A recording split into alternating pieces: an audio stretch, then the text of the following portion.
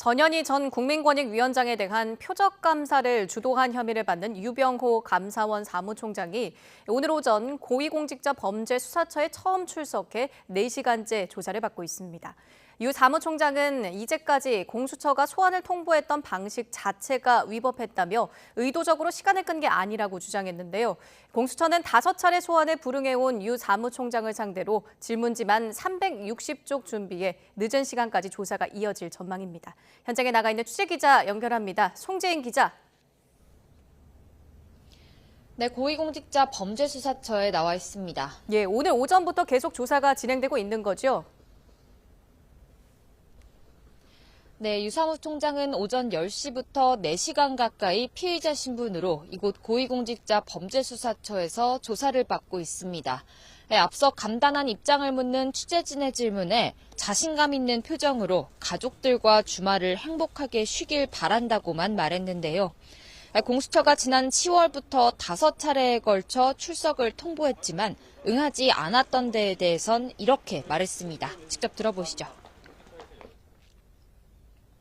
공수처에서 여러 차례 출석을 통보했는데 어쨌든 불응한 이유에 대해서 여러 가지 비판도 나왔습니다. 그거야 통보 방식 자체가 위법이었죠. 시간 끌기란 지적도 있었는데요. 그런 거 없습니다. 유 사무총장은 이미 국회를 비롯한 공개 석상에서 감사 과정에서 위법한 일은 없었다며 단호하게 혐의를 부인해 왔습니다. 지난달에는 도둑은 다른 곳에 있는데 번지수를 잘못 찾아왔다며 공수처 수사를 비난하기도 한 만큼 오늘 조사 내내 신경전이 불가피해 보입니다. 네, 지금까지 진행된 조사 상황도 전해주시죠. 네, 공수처는 이제까지 제기된 모든 의혹을 확인하겠다며 360쪽에 이르는 질문지를 소화하고 있습니다. 배달 음식으로 점심을 해결한 뒤 차정현 부장검사가 다시 나서 유 사무총장의 직권남용 혐의 등을 집중 추궁하고 있는데요.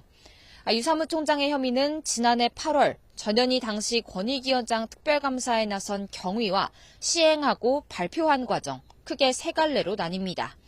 당시 유 사무총장은 감사 계기가 된 권익위 내부 직원의 제보가 도저히 묵과할 수 없는 내용이었다고 주장하면서 2차례나 감사 기간을 연장했는데요. 그러나 정작 감사 결과는 제보 내용 13건 가운데 전 전 위원장 개인에게 주의를 내린 건 1건에 불과하면서 사퇴 압박을 받고 있던 전 전 위원장을 표적 감사했던 게 아니냐는 의혹이 불거졌습니다.